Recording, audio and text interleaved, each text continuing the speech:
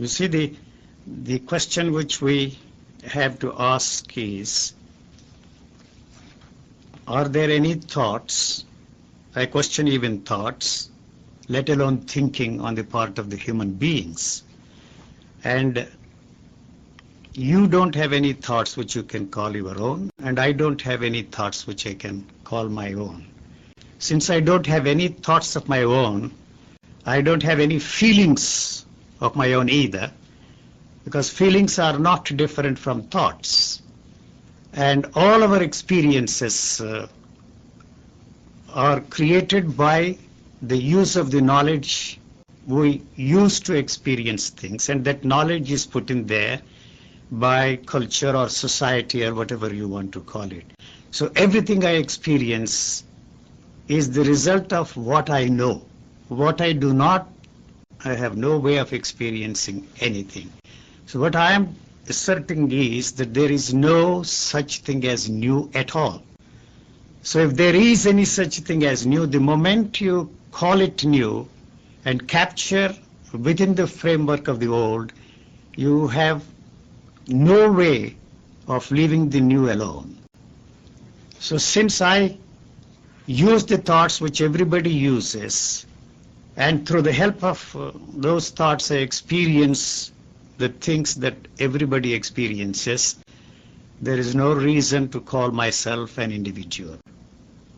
I don't know if I make myself clear. They are put in by our culture, just the way you have created a memory bank or a data bank in a computer.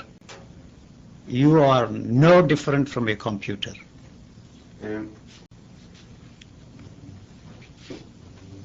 is this something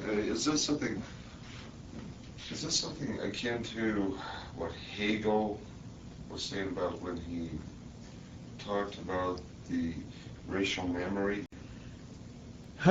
See, the racial memory begins with your birth and ends with your death.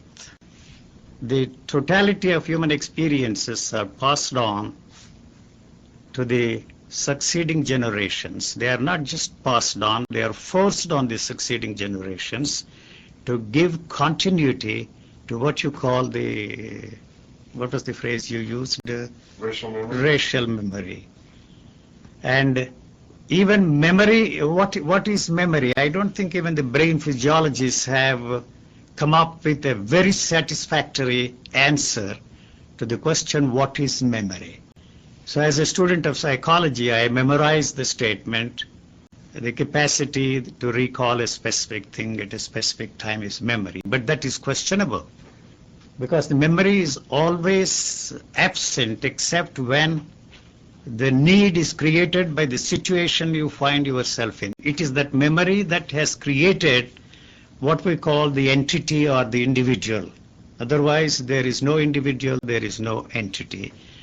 Unfortunately, that individual or non-existing entity demands the continuity and the constant use of memory to maintain its continuity. So memory is used for purposes for which it is not intended. The use we are putting that memory is only to maintain that continuity or that non-existing entity, whether you are awake or asleep or dreaming. So that's the reason why we don't have energy to meet the challenges of life. Okay. What have you studied, sir? I studied philosophy and psychology, and this might interest you. From the very beginning, I questioned what we call mind. And naturally, what you call is a subsidiary or a minor, you see here. There in India, it was called the subsidiary. The main subject was philosophy. But this always bothered me. Of course, I had to study Freud, Jung, and all the other leading psychologists. And I discovered that there is no mind here. Why the hell am I studying? I completed my course, what they call honors there. It was an exact modeled after the Cambridge what do they call, 3-year course instead of a 4-year course. And towards the end of my studies, just before my examination, I went to my professor and asked him, what the hell have I been doing all my 3 years of studying this? I don't find anything called mind here in me. What's the point in studying? He was the only man who gave me a very honest answer. He said, don't ask that fundamental question. Are you interested in getting a degree here, a master's degree? And what will I do with the degree? You will go and teach others what you have learned here. But never ask that fundamental question. Do you want a degree? Yes, I said, no, I don't want a degree, and I walked out. So for all practical purposes, I'm a dropout. The only man who gave me an honest answer was that professor, you see. So I can assert now that I don't think I have learned anything either from spiritual or secular teachers.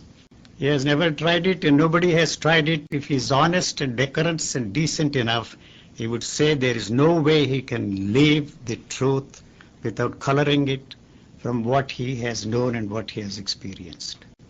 So it is the opinion of somebody, you see, that we either have to reject or accept. You know, whenever I am in a show like this, or whenever the journalists come to interview me, or those people like psychologists and scientists who are curious to meet me, when there is a dialogue like this or a conversation like this, we always come to a point when that person says that is your point of view, forgetting that what he's saying also is his point of view.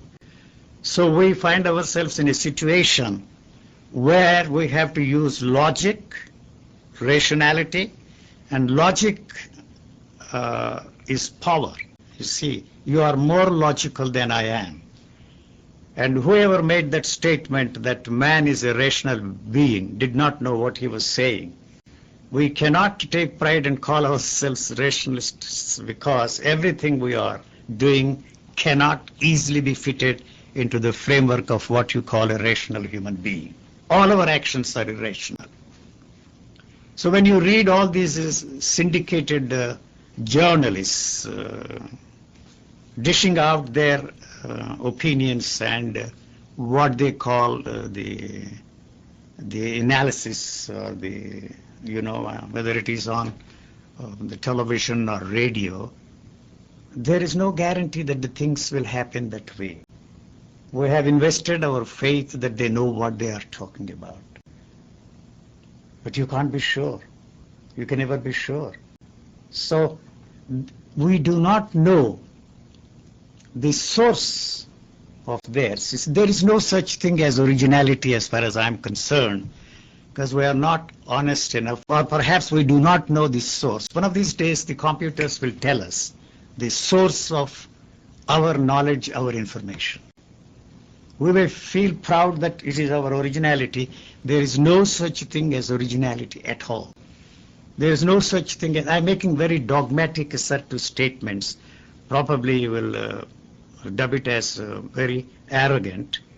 But the creativity that we are all talking about, creative learning, creative literature, creative music, is not really creative, because we are not honest enough to admit that we are copying something that is already there.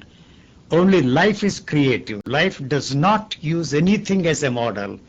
When once it has perfected something, it brushes it aside and it starts all over again. So that is why I maintain that we have placed before ourselves, whether we have accepted it or not, whether we are fighting against what the society, culture, or whatever you want to call it, has placed before us, the model of a perfect being. That perfect being is the model of the great spiritual teachers of mankind.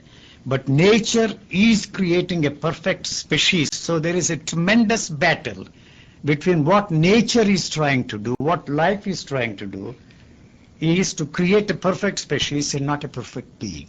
So everybody is forced to use thought, which is fascist in its nature, to fit ourselves into that framework. So all our energy is wasted in trying to fit ourselves into the framework created by the society, because the society does not want to change. Sir, another boring question. Where did you grow up? I grew up in India. I was educated in India. I was fortunate enough to live with the masterminds from every part of the world. I make sometimes frivolous statements. I lived with masterminds, great spiritual teachers, the rapists, the murderers, the thieves, and all and every kind of human beings. And I have traveled everywhere in the world. For 60 years I have been traveling. I have not lived in any place for 6 months at a stretch. As I was saying at the very beginning, I spent my formative years in India and the rest of my life outside India. Okay. I have known America for almost 40 years. Let's see now. How have you made your living? Some fool of an ass created a sort of a trust for me, and that made it easy for me not to go through this horrible way of living from 9 to 5 to make a living. Well, I am very lucky. Then I hope this So that put me. person is included in your prayers every night. No, I don't think I believe in prayers at all. It is not because of the prayers or any such thing. They worked hard and they sweated and then believed that they should make our lives easy. They made a foolish mistake. Otherwise, I would have become a very ruthless man. Why? Well, because that's the way we are all functioning, and we have to function. To fit into this world is not an easy thing. The society has created. I have nothing against the society. I have nothing against the world. The world cannot be any different from what it is. We may talk of a new world order. As a matter of fact, when I was lecturing here in the United States and everywhere all over the world, one of my favorite themes was the world in transition. I did not realize what the hell I'm talking about, the transition from where to where. It has exactly been the same all the time. You see, my grandfather used to tell me, we must leave behind a better world than we were born into. I assure you that he left the worst kind of a world than the world he found himself in. And was that his fault?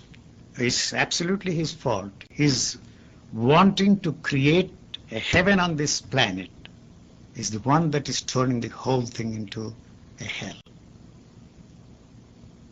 This is a beautiful piece of creation. Whoever is responsible for that, we don't have to bother whether God created or accident or some dust and hydrogen atoms and pebbles somewhere there created the universe. We leave it to the scientists to sort out that, or the religious people to speculate about who created the universe. But this is a paradise. Everything that you can possibly imagine is already there. If we denied these things for everybody, it is really unfortunate. Everybody has a right to what we have on this planet. We grab everything for ourselves, and we have invented a thing called sharing. Sharing is caring. Who the hell are we to share what we have grabbed that everything belongs to everybody? So you may very well ask me the question, what am I doing to change the thing? Individually, there isn't a damn thing that you can do. Collectively means war. My way of solving the problems and your way of solving the problems. And this I have to back it up with the most powerful weapons. And you also have the most powerful weapons to back up how to solve this problem. And we both end up, you see, in the battlefield to solve the problem of starvation. We have not succeeded. I very often make this jocular statement. Those who want to discuss the problem of starvation in this world are those who eat a 13-course meal in a 5-star hotel, and it is absurd, I tell them. What a joke it is. Huh? Are you really interested in the world? You are not really interested in this world at all. How can you be interested in this world? It is for the hungry man to solve this problem. And somebody asked me a question, you see, in one of his radio interviews. What do you think of this land of enchantment? truly it is a land of enjoyment. But you don't forget, this is the land where the nuclear age was born. You know, don't forget that. That might wipe us all out. Who knows? You can be proud of the fact that the nuclear age was born here in this enchanted land, the land of enchantment. If we don't use it right, probably we will all be wiped out. But it is no loss to this planet, you see. As far as nature is concerned, we will be far more useful dead than alive, because it can use these bodies to increase the energy in this universe. So, sir, after that cheery note. A very pessimistic note, a very gloomy, doomy song of mine. This is what everybody says. You are negative, you are pessimistic, you are cynical, and they are easy with their phrases, you see. Well, sir, I think I'm going to be playing that last piece early in the morning, every morning when I wake up, just to get me motivated to face the new day. So, in conclusion, sir, I was wondering if there's one cheery note that I want to leave behind to the listeners. No. No. What? No, not some cheery note, but Not a pessimistic. Let's try something different. Let's try something useful for the listeners. My interest is to make any listener, by any accident, listens to this, he will stop in the tracks and then begin to think things out for himself. And Not depend upon any thought. You see, I am lucky. How lucky I am, I cannot tell you. I am somehow lucky that everything that everybody thought, felt, and experienced before was flushed out of my system. How it happened, when it happened, why it happened, has it really happened, I really don't know. But this is something which is not in the area of an experience, so it cannot be shared with anybody. So I'm singing my own song. This song is quite different from the songs you are already singing. All of you are singing. The note is different, the tune is different, the melody is different. So there is no way the listener can capture this song and make it part of his song. He has to sing his own song for his own comfort and for the comfort of others, if it can be of any comforting thing for others. I don't know why I'm saying all this. I've said enough, haven't I? well, It is highly presumptuous. What's the name of the tune of that song? There is no name. It cannot be labeled. It cannot be sold as a super hit in the market. And UG, if I may be so bold as to call you UG, I wish to thank you for coming up here at this ungodly hour. I told him it is highly presumptuous on the part of the illiterate to go on a program intended for the students of the University of New Mexico. Thank you.